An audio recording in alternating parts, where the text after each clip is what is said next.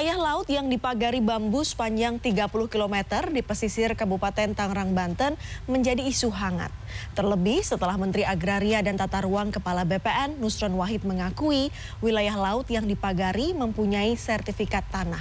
Ya, Nusron Wahid akhirnya memutuskan mencabut ratusan sertifikat tanah karena dinilai cacat hukum dan prosedur.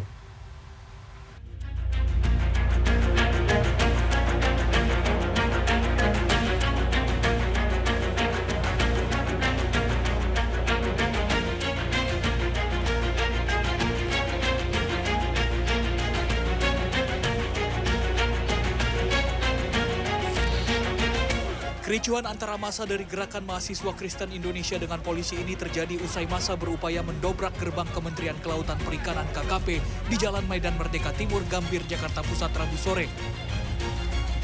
Massa mahasiswa juga nekat memanjat pagar gedung hingga memblokade kendaraan dinas Kementerian KKP yang baru saja keluar dari kantor kementerian. Para mahasiswa meminta kejelasan perihal pembongkaran pagar laut di Tangerang yang seharusnya dapat menjadi barang bukti untuk mengungkap kasus tersebut. Meski sempat ricuh, para mahasiswa akhirnya memilih membubarkan diri usai membacakan aspirasi mereka di depan kantor KKP. Sebelumnya Rabu siang, 3 unit kendaraan amfibi marinir dan puluhan perahu diterjunkan ke laut untuk melakukan pembongkaran pagar laut misterius sepanjang 30 km lebih di wilayah Tanjung Pasir, Kabupaten Tangerang. Sejumlah pejabat negara diantaranya Menteri KKP, Menteri ATR BPN, Menteri KLHK, Kasal, Kabar Hakam Polri, serta Ketua Komisi 4 DPR RI turut menghadiri proses pembongkaran ini. Pembongkaran ini merupakan pembongkaran yang kedua kalinya dilakukan oleh petugas. Menteri KKP Sakti Wahyu Tranggono mengatakan pihaknya belum dapat memastikan sampai kapan pembongkaran pagar laut akan dilakukan. Namun sejumlah bambu yang telah dicabut juga akan dijadikan sebagai barang bukti. Nah, ini proses pembongkaran pagar laut masih terus berlangsung hingga sore hari. Kalau Anda bisa lihat suasananya memang yang tersisa tinggal beberapa kapal karena mereka akan menyebar ke beberapa titik seperti itu. Tidak hanya di wilayah Tanjung Pasir saja karena seperti yang kita tahu panjang pagar laut ini 30,6 km. Sebelumnya pihak TNI AL sendiri sudah membongkar pagar laut pada hari Sabtu dan Minggu itu sepanjang 2,5 km. Sehingga masih ada sekitar 28 km yang harus dibongkar lagi.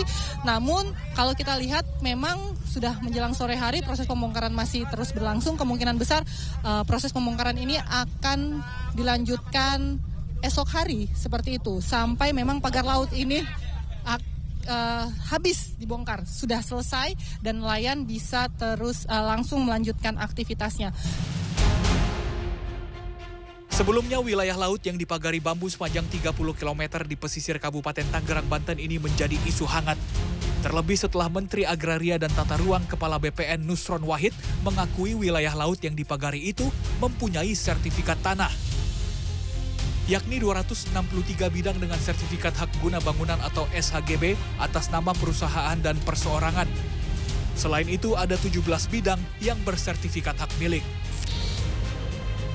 Pada Rabu, Menteri Agraria dan Tata Ruang Kepala BPN Nusron Wahid akhirnya memutuskan sertifikat hak guna bangunan dan sertifikat hak milik pagar laut di Kabupaten Tangerang, Banten dicabut karena berada di luar garis pantai dan tidak boleh menjadi milik pribadi.